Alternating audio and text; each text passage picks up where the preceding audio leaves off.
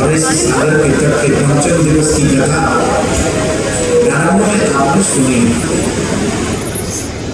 हम लोग सदग्रस्त हैं, एक सोमनाथ धाम में बैठकर एक शिक्षा लेकर जाएं। जितने भी लोग गृहस्थी हैं उनका दायित्व है सेवा ही परमो धर्म, अतिथि देवो भव। हमारे पुराणों में अतिथि सेवा को बहुत महत्वपूर्ण माना गया है। अगर हमारे द्वार पर कोई शत्रु भी आ जाए तो उसके भी आतिथ्य में कोई कमी न रहे। कम से कम भोजन और जल अवश्य दे देना चाहिए। वहां भी परेशानी हो, जल और पानी और उससे भी परेशानी अतिथि को हो, जैसे सर्दी के दिनों में आ गया तो कम से कम तन ढकने के लिए वस्त्र दे देना चाहिए सामर्थ्य अनुसार। जरूरी 50,000 की जैकेट दो या 10,000 का कम्बल दो। अगर 100 रुपए की भी जैकेट है तो दे दो, उसे तन ढकने के लिए। 15-20 रुपए का भोजन, 50 रुपए का भोजन करा सकते हो तो करा दो। ये क्या है? ये अतिथि सेवा। और ये सिर्फ मनुष्य नहीं करते। पुराणों में एक बहुत सुंदर वर्णन आता है कि पुराणों में पक्षियों ने भी अतिथि सेवा की है। मिला क्या अनुभव? प्रश्न ये उठता है, इतनी अतिथि सेवा की तो पक्षियों को मिला क्या? बोले शायद तुम्हें जाने के बाद तुम्हारे घर वाले भूल जाएंगे, लेकिन उनके उस सब कर्म के कारण आज वो पुराणों में विराजमान है और व्यासपीठ में गाई। कौन कह रहा है वो मर गए? कौन कह रहा है? क्या वो नष्ट हो गए? ना वो नष्ट है ना वो मिले। उनकी कीर्ति आज बहुत सही।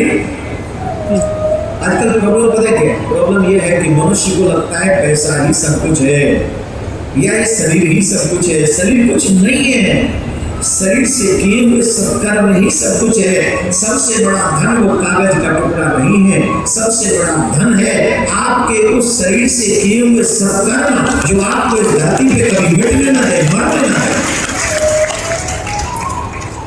ये सत्कर्म सबसे श्रेष्ठ है, वही आपकी कीर्ति है और वही धन है। आपके सदियों सदियों तक चले जाने के बाद भी लोग आपका नाम गाते रहे। गुजरात के एक महान आजादी के बाद एक ऐसे लोह पुरुष हुए वल्लभ भाई पटेल। हमको नहीं लगता कि जो देश के प्रथम प्रधानमंत्री को जितना आदर से नहीं लोग लेते, जितना आदर से वल्लभ भाई पटेल का नाम लेते। उन्होंने काम किया, हाँ काम उन लोग औरों ने भी किया, प्रधानमंत्री ने भी किया, पर तभी हमें चाहे जैसा भी मिला देश को 70 साल बाद जैसा भी मिला ठीक मिला। हम किसी की निंदा नहीं कर रहे स्पीड से, बिल्कुल नहीं। हमारा देश पार्टी पॉलिटिक्स से हमारा कोई लेना है, हमारा धर्म से मतलब। लेकिन कीर्ति महात्मा गांधी नोबल केयर की परफेक्ट है। जरूर लाइक कि जब पाकिस्तान डिवाइड किया गया तो कुछ लोग आपने यहाँ क्यों रखे, मेरे भी कुछ कंफ्यूजन है उनके प्रति, लेकिन उन्होंने जिस तरीके से देश का निर्माण किया, देश में राम भक्ति का प्रचार किया, वो यही पोरबंदर में ही उनकी जन्मभूमि है। तो उनकी वो कीर्ति क्या मिटेगी? कितना पैसा था गांधी जी के पास में? आज सब लोग पैसे पैसे के पीछे भाग रहे हैं। मिला क्या है? पैसा तुम्हारे अकाउंट में भरा पड़ा है, लेकिन तुम्हारा बेटा तुम्हें 2 पैसे का नहीं पूछता। दुनिया तुम्हें देख के डरती है, लेकिन तुम्हारा बेटा, तुम्हारी बहू, तुम्हारे बच्चे तुम्हें एक चमन की भर का नहीं गिनते। क्या करोगे इस पैसे को? खाओगे क्या? दाल में नोटों का छोंक नहीं लगता, दाल में नोटों का छोंक नहीं लगता। दिल में तसल्ली तब आती है जब साधारण दाल में लगे छोंक कोई और खा ले। तेरे घर का अतिथि खा ले, वो है तेरा कर्म। इस कर्म की वैल्यू को समझो। आज की कथा प्रसंग को हम वहीं से प्रारंभ करेंगे। एक बार एक बहेलिया शिकारी जंगल में शिकार खेलने के लिए गया। अब ब्रज ब्रज लीला की क्या सुना है? ब्रज लीला तो आपने सुन ली ना, मतलब 20-25 मिनट में पूरी कथा सुना के चले गए। अब मैं तब से ये सोच रहा हूँ कि कहाँ कहाँ बचा है जो मुझे बोलना है, उसी को सेट करने के लिए शिकारी वाली कथा सुना रहा हूँ कि हाँ यहाँ है, ये सुनाना बचा दिया। मुझे भजन बहुत अच्छा लगा कि मुझे मोर बनाओ गैबर वन में नाचने कोकने का, क्या कौन सा भजन है उसका शब्द सुन रहा था। इस हर वल्लभ संप्रदाय के प्रेमी चाहते हैं जदीपुरा वास बन जाए, गोवर्धन वास बन जाए।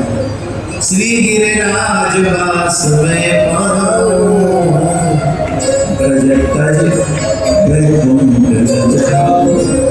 वैकुंठ नहीं जाना, ब्रजवास क्या गजब का भजन है। और अगर हमें पशु भी बनाना है, कुछ भी बनाना है, जो बनाना हो ब्रज का बनाना। और सुनो अंत की कड़ी जो बोली उन्होंने, मुझे इतना अच्छा लगा कि हमें ब्रज का बैल बना दो। क्या बना दो? बैल, ब्रज का बैल, और गाड़ी में जोत दो। ब्रज का बैल बना दो, गाड़ी में जोत दो। आपके लोग और आपके लिए जो सामान आया करेगा, आपके लोगों के लिए भी सामान चाहिए, रहने सहने खाने पीने के लिए, आपके लिए भी सुंदर व्यवस्थाएं चाहिए, आपके लिए भी चप्पलों के लिए तो सब सामान आएगा ही ना। वो उसी गाड़ी में आया करे और वो सेवा में किया करे। और मेरे लिए आप कुछ न करें, आपके लोग कुछ न करें, तो बोले गोवर्धन की झाड़ी में जो जगह है ना, वहीं जाके मैं अपना पेट भर लिया करूंगा, वहीं से घास फूस खा लिया। ब्रज तज वैकुंठ जाऊं। ये भाव सुनने के बाद, ये रसिकों का भाव है, ये रसिकों को तो समझ में आएगा। जो नोटों की गड्डी के पीछे भाग रहे हैं उनके लिए ब्रज ऐसा कुछ खास बात नहीं है। उनके लिए तो जस्ट जाओ और आ जाओ। और कुछ लोग ऐसे प्रशासनिक लोग, उनके लिए पैसे कमाने का मार्ग हो सकता है ब्रज, और कुछ नहीं। लेकिन ब्रज तो वो ब्रज है जहाँ ठाकुर जी स्वयं लीला करते हैं। लेकिन उस ब्रज में प्रवेश करने से पूर्व आपको कुछ सुंदर, इस शिकारी का हर दृष्टि को कैसा अतिथि से भी होना चाहिए। तो शिकार खेलने के लिए गया, शिकार पकड़ने के लिए गया, उसे पूरे दिन कुछ नहीं मिला। वो है धूर्ताप से अत्यंत पीड़ित हो गया। उसके जाल में बस एक कबूतर फंसा था। कौन फंसा था? एक कबूतरी फंसी थी मात्र। और उस कबूतरी को लेके वो बैठा हुआ था एक पेड़ के नीचे। रात्रि होने पर एक वृक्ष के नीचे बैठ गया। उसी कबूतरी का पति कपोत उसी वृक्ष पर बैठा हुआ था, उसी वृक्ष पर बैठा हुआ था कपोत। जैसे आप लोग पति पत्नी होते बस हर मतलब वहाँ फेरे नहीं होते, जयमाला नहीं होती, फोटो सेशन नहीं होता, बाकी सब होता है। आई थिंक उन्हें बॉयफ्रेंड गर्लफ्रेंड बनाने की जरूरत नहीं है, वो ऑलरेडी पति पत्नी है, ऐसे भाव में रहते हैं। यही उनका धर्म है। और बाल गोपालों को भी पहचानते हैं, उन्हें भी पालते हैं। आप समझ रहे हैं? उन्हें भी प्यार से पालते, उन्हें पता है कि हमारे बच्चे।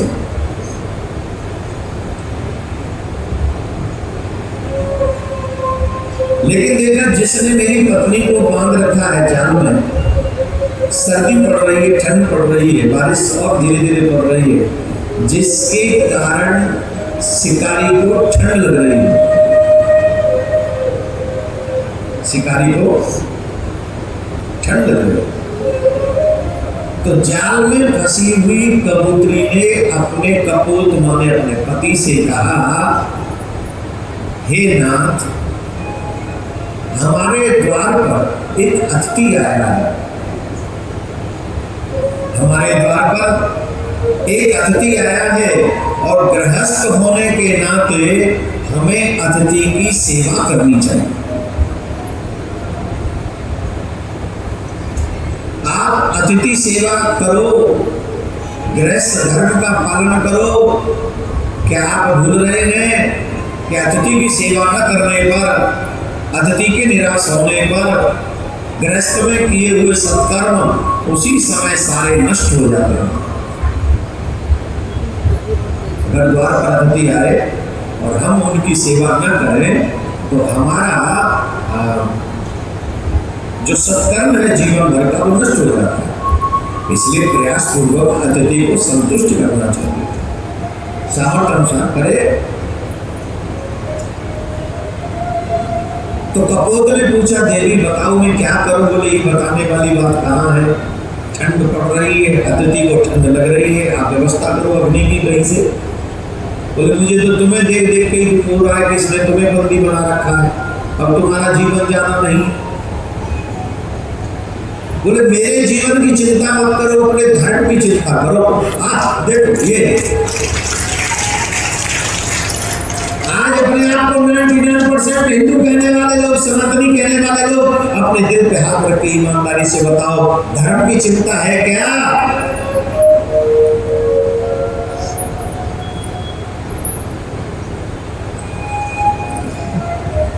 धर्मो एक वही गच्छति, एक धर्म ही तुम्हारा सच्चा मित्र है जो तुम्हारे साथ जाएगा। ये पक्षी भी जानते हैं। और हमने धर्म को सिर्फ और सिर्फ अपने मतलब के लिए यूज कर रहे हैं। मंदिर इसलिए मत जाओ कि लोग तुम्हें धार्मिक समझे, मंदिर इसलिए जाओ कि मेरे ठाकुर जी समझे कि ये मेरे पुत्र को, मेरी पुत्री को याद हो कि मैंने ही संसार में से भेजा। अरे लोगों का क्या है, आज तुम्हें धार्मिक समझेंगे, कल छोटी सी गलती हो जाए तुम्हें राक्षस घोषित कर देंगे। ये जाने पहचाने बिना कि गलतियां तो सबसे होती हैं। ये 100 नहीं 1000 अच्छाइयों को भूल जाएंगे, मात्र एक गलती को इंटरनेट पर प्रमोट कर देंगे। और पूर्वाग्रह से ग्रसित अगर कुछ लोग हुए तो गलती न होने पर भी गलती बना के घोषित कर देंगे। तो लोगों की बातों में अगर आप जाओगे तो वो पूर्वाग्रह से ग्रसित हैं। They don't like you, they don't like you, तो तुम्हारी हर अच्छाई में वो बुराई निकालेंगे। हाँ जी ना जी, जोर से बोलो। परसों बोलूंगा, अगर बोलो याद रखो आज दिन। अभी तो महादेव को भी मेहमान है, इसलिए धार्मिक मत बनो कि लोग तुम्हें धार्मिक समझे। इसलिए धार्मिक बनो क्योंकि धर्म ही तुम्हारा सच्चा मित्र है।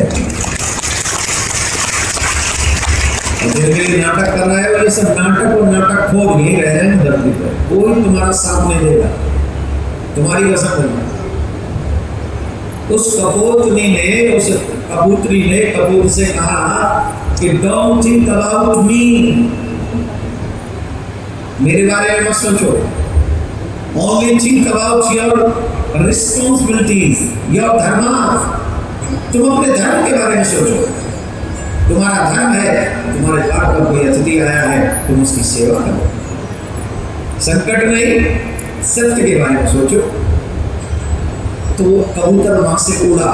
देखो इसीलिए इसको धर्मपत्नी कहते हैं। ये अपने पति को प्रेरणा दे दे के जो अपने पति को, पतित पति को भी प्रेरणा दे दे के भागवत पंडाल में बैठा दे, समझ लो वो धर्मपत्नी है। और जो पत्नी प्रेरणा दे दे के चलो जी आज डिस्को चलते, चलो जी आज थिएटर चलते, चलो जी आज घूमने चलते, चलो जी आज बीच पर ठंडा ठंडा करेंगे, जो ऐसी ऐसी चीजों को करती है उन्हें कम से कम धर्म पत्नी तो नहीं कहा जा सकता। जहां धर्म इन्वॉल्व हो, धर्म में ही प्रेरित करती हो अपने पति को, वही धर्मपरायणा पत्नी धर्म पत्नी कहलाती है। आजकल तो हमने सुना है पति पत्नी दोनों बैठ के सियावर रामचंद्र की जय। हाँ, अच्छा मैंने गलत सुना है कि सही सुना? ये सही है गलत है? दोनों पति पत्नी बैठ के पी रहे हैं। मैं ये नहीं बोलूंगा क्या पी रहे हैं, हो सकता है वो गन्ने का जूस पी रहे हो, और वो तो मुझे भी पता कि कैसा गन्ने का जूस पी रहे हैं वो।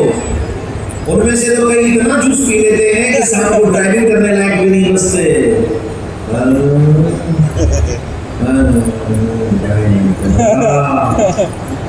गन्ने का जूस का हाल है। अब बताइए दोनों कहाँ जाएंगे? ये धर्म मार्ग है क्या धर्म मार्ग है? बताओ जरा, जवाब दीजिए। तो ये अधर्म के मार्ग पर जो ले जाए वो न पति हो सकता न पत्नी हो सकता। वो तो पूर्व का किया हुआ कोई पाप होगा जो इस जन्म में हमारा साथ दे रहा है, हमें नरक ले जाने के लिए और तैयारी कर रहा है। तो बी केयरफुल। इन पक्षियों से कोई किसी को, कबूतरी ने अपने पति को प्रेरणा दी कि अतिथि सेवा करो, और वो भी उस कबूतरी ने की जो खुद के प्राण संकट में है, मरेगी।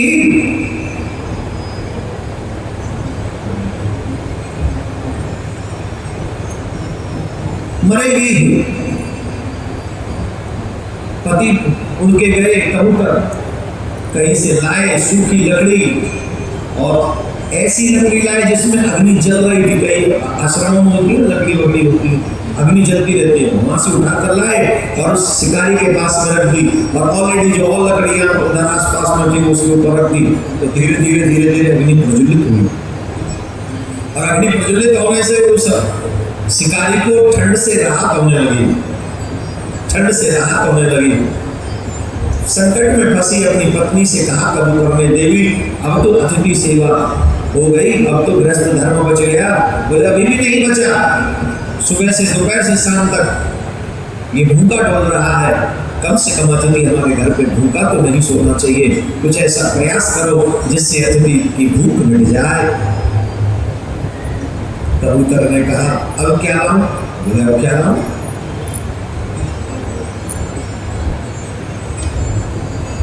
सोच रहे हैं? नहीं, मैं समझ गया। और इतना कहते ही उस कबूतर ने छलांग लगा दी अग्नि में। मेरी पत्नी जो तूने पकड़ ही रखी है, इसे छोड़ दे, मानो ये सहारा हो, ये अपने बच्चों को देख लेगी, और मैं तेरा आतिथ्य करता हूँ, तू मुझे स्वीकार कर ले भोजन के रूप में। प्राण देकर भी जो धर्म की रक्षा करे, ऐसा कबूतर। ये दृश्य देखते ही कबूतर को देखा कि अग्नि लाया, कबूतर को देखा कि ये अग्नि में कूद गया। ये दृश्य देखते ही शिकारी रूप कांपने लगा। अरे धिक्कार है मेरे जीवन के लिए, मैं इन पक्षियों की तरह भी नहीं हूं। इन पक्षियों ने मेरे प्राण बचाने के लिए अपने प्राणों की आहुति दे दी, और मैं अपना पेट भरने के लिए न जाने कितने पक्षियों को मारता हूं, कितने जीवों को मारता हूं। धिक्कार है। ऐसा सोचते ही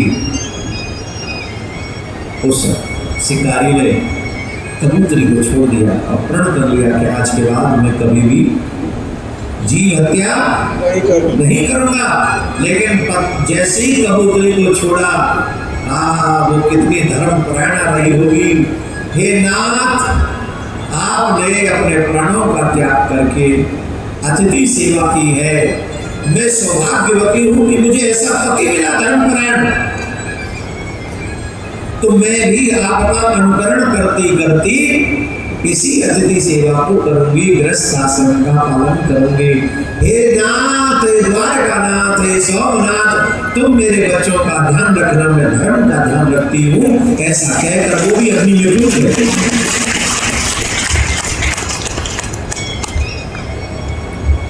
शिकारी फूट फूट के रो गए। और सच तो यह है, पशु होकर भी पशु सिर्फ लिमिट की हिंसा करते हैं, और मानव होकर भी मानव अनलिमिटेड हिंसा कर रहा है। ये जीव हत्या कर रहा है, ये अपने रिश्तों की हत्या कर रहा है, समाज की मर्यादाओं की हत्या कर रहा है, बुद्धि में अच्छे विचारों की हत्या कर रहा है, अपने परिवार और परिवार के संस्कारों की हत्या कर रहा है। मुझे नहीं लगता कि इस समय मानवों से ज्यादा कोई हत्या कोई पृथ्वी पे इस समय है। इस संसार में सबसे बड़े हत्यारे अगर कोई है तो मानव है। अरे पशु सिंह को डाल, सिंह को भूख लगी हो, ज्यादा से ज्यादा एक व्यक्ति की हत्या करेगा एक दिन, और मनुष्य को छोड़ दो 15-20 हजार गायों को एक दिन में कटवा देता एक आदमी। सोमनाथ महादेव के मंदिर से हम तो महादेव से प्रार्थना करते हैं, आपकी सवारी नंदी है, अगर आपको उस नंदी का थोड़ा भी ऋण चुकाना है नाथ, तो लोगों के ऊपर कहर बन के टूट पड़ो जो गौ हत्या करने में लगे।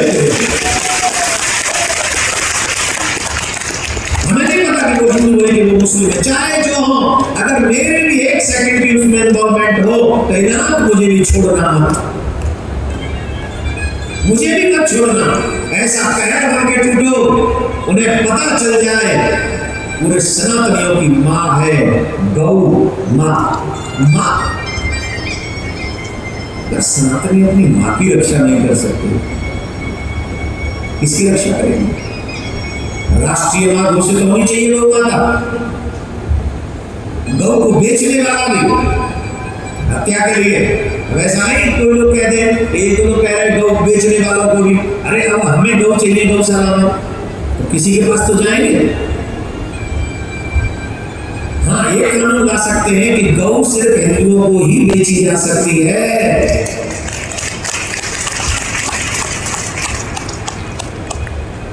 तो जो भी आपको कानून बनाना हो हमें नहीं पता, पर गौ हत्या रुकनी चाहिए, गौ माता को राष्ट्रीय माता घोषित करना चाहिए। और इसमें अनेक संत लगे हुए, अभी नाम नहीं लेंगे, एक से बड़े संत लगे हुए। अब तो समय है, उचित समय है। राधे राधे बोलना, राधे राधे। तो हम तो प्रार्थना करके जा रहे सोमनाथ महादेव से, और हमें इतना तो विश्वास है देर सवेर ये काम सिद्ध होगा, बात बन जाएगी, ठाकुर जी कृपा करेंगे हमको। हाँ सही है। बस हम सब धर्माचार्यों को एक बात करनी चाहिए ईमानदारी से। हम तो निवेदन कर रहे छोटे, हम तो धर्माचार्य भी नहीं है, हम तो बस ये जीव पता नहीं क्या करके छोड़ेगी हमारी। जिन जिन धर्माचार्यों के पास में बड़े बड़े अधिकारी हैं, चाहे वो पॉलिटिशियन हो, चाहे वो जुडिशरी से हो, चाहे वो व्यापारी वर्ग के हो, चाहे वो संगठनों के हो, मैं संगठनों के नाम भी ले सकता हूँ, तो ले नहीं रहा। जिन जिन धर्माचार्यों के पास बड़े बड़े अधिकारी आते हैं, बड़े पदों पर बैठे हुए लोग आते हैं, उन सभी धर्माचार्यों को ईमानदारी से गंगा जल हाथ में लेकर उन सब लोगों से कहना चाहिए कि अब गौ हत्या बंद नहीं होगी तब तक बात नहीं बनेगी, गौ हत्या बंद होनी चाहिए।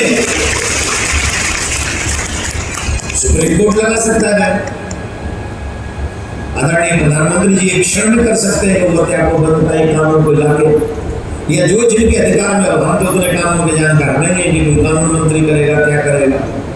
तो जो भी जहां भी हो, बिना एक सेकंड के धर्माचार्यों को इसमें अग्रणी भूमिका निभानी होगी, सनातनियों को उनका साथ देना होगा।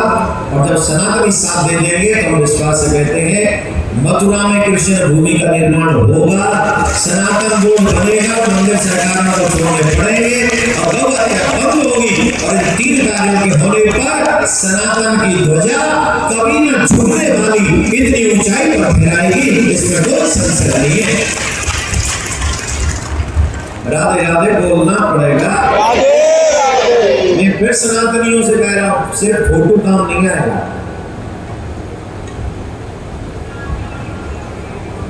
Don't forget this thing. Only picture, it's not okay. Picture is not working. Work is working. और हम तो हमेशा कहते हैं, अब ये मत कहो कि हिंदू इतनी बात करेगा वो देश का राज करेगा।